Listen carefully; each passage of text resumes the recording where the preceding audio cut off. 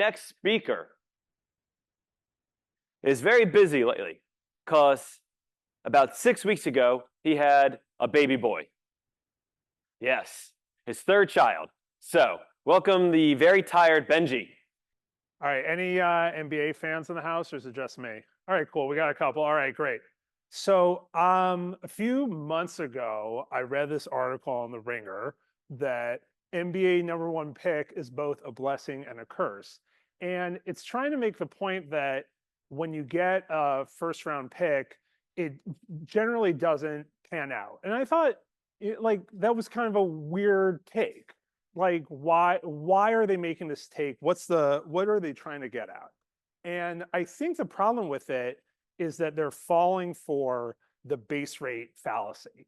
And this is a cognitive bias that I'm going to get into. We're going to talk about a few different examples, how wrong this take is, and then how it applies in a lot of different contexts.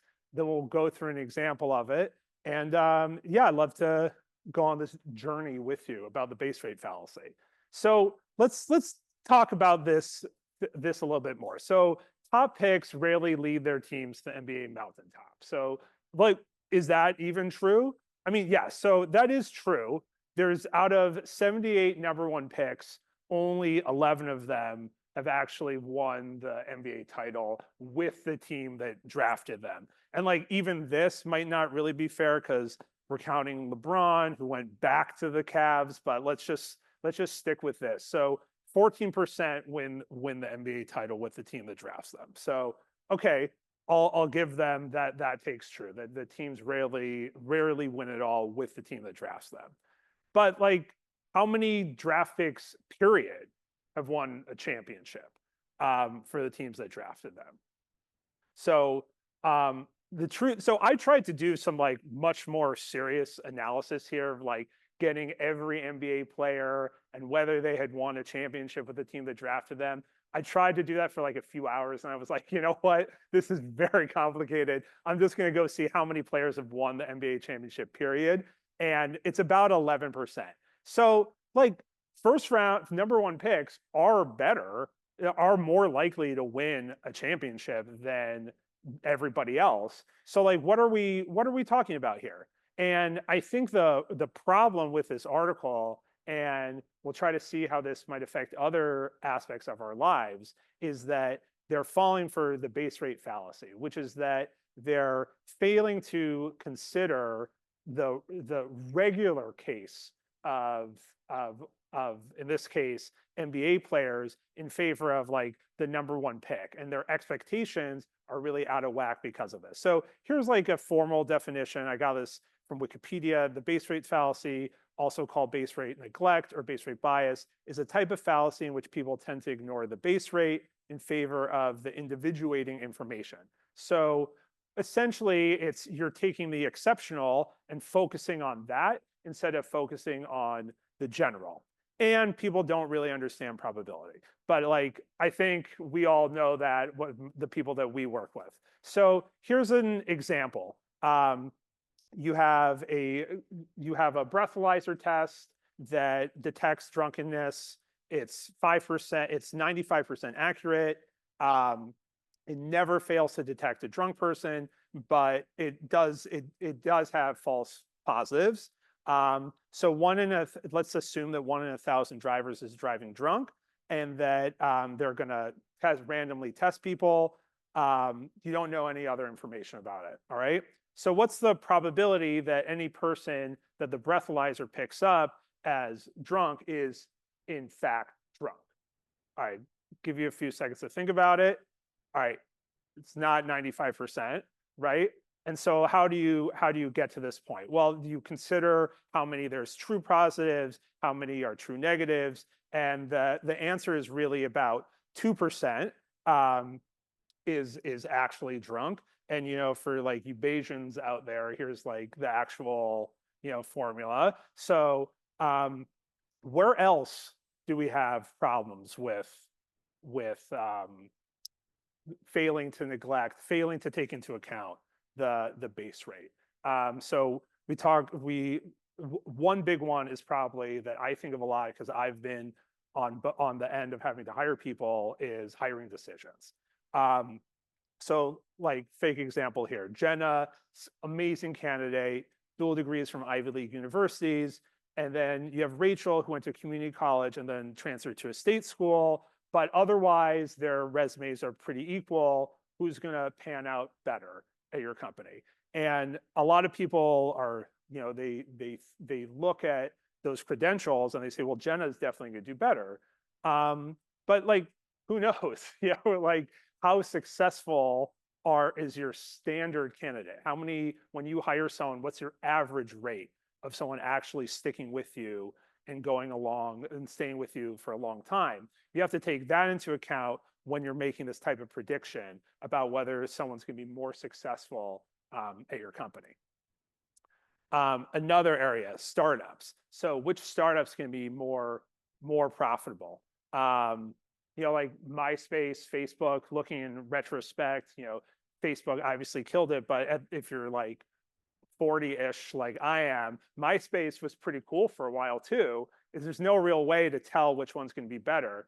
And in fact, this is why the VC model of investing in companies, a VC, and if they're going to invest in a company, they need to see like 10x, 50x, 100x return, because so many startups are going to fail and they don't know which one it is. So they're just going to hope to invest in ones that seem credible and then get that return. So 90% of startups fail. Okay, so so I think like maybe a better take would have been just winning the title is hard and it's only a little easier for #1 picks. I mean, not really like great reading material or clickbait, but let's like get into that a little bit. So I think failure to consider the base rate just goes beyond championships. So like if I'm evaluating the prospects of NBA draft picks, I probably shouldn't be thinking just about championships because so few players win championships. Let's like look at career size. So like the average length of an NBA career is about 4.5 years. But it actually, so not only does a first round of a #1 pick have an average career about 10.5 years, but it's pretty like linear going down the line, that like the second pick has 9.5 and going down to even the 14th pick has a much longer career than the average NBA player. So when you're evaluating it against the average, they really do a lot better, even when you consider go beyond championships. So here's Kwame Brown, generally considered like a really big bust, like one of the worst #1 picks ever. And Darko Milicic, not a #1 pick, he was a #2 pick, but I included him here because I really love his nickname, which is the Human Victory Cigar, because they only rolled him out when you were going to win. So it's like you're smoking your victory cigar when Darko Milicic went to play. But like the truth is, they both had really long, like successful NBA careers. And so even though they weren't, they didn't live up to the expectations of being like a franchise savior, they really did play for a long time. And like, if you like graph it out, #1 picks are like much better on average than everybody else. And so, maybe they're not all going to win you a championship, but like they really do better than everyone else. And if you are a NBA franchise and you do get that #1 pick, it's there. It will help you in some way, though there's a lot more to it that's needed to win a championship. So,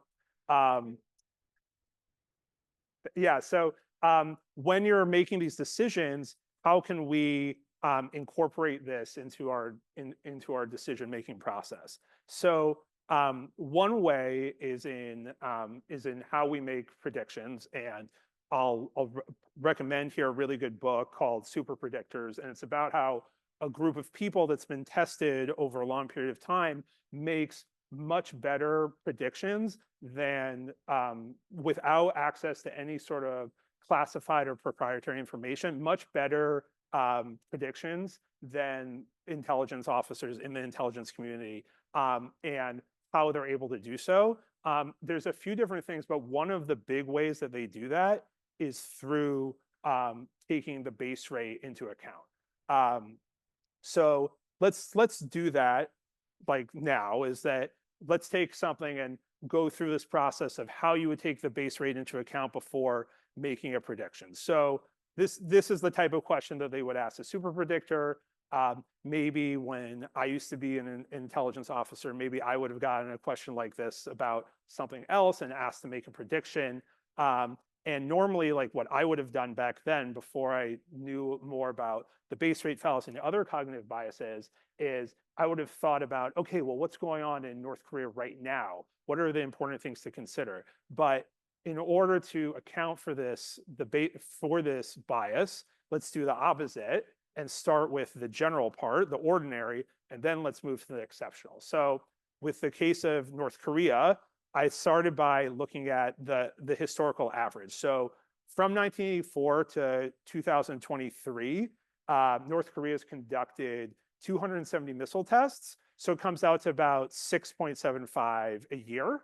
All right. But since 2017 with Kim Jong-un, that's really gone up a lot. All right. So since, and particularly 2019, they've conducted 100 tests. So that's an average of 20 a year. But then 2023 was like a really heavy year. So 36 tests were in 2023. But in 2024, things have gone down. So they've only conducted 4 missile tests this year. So those are like the numbers and looking at over the course. So average is 6.75 a year, a lot more recently, a lot last year, very few this year. All right, so what's going on? What could change that base rate? So North Korea conducts missile tests to gain leverage. There's regional dynamics about what's going on with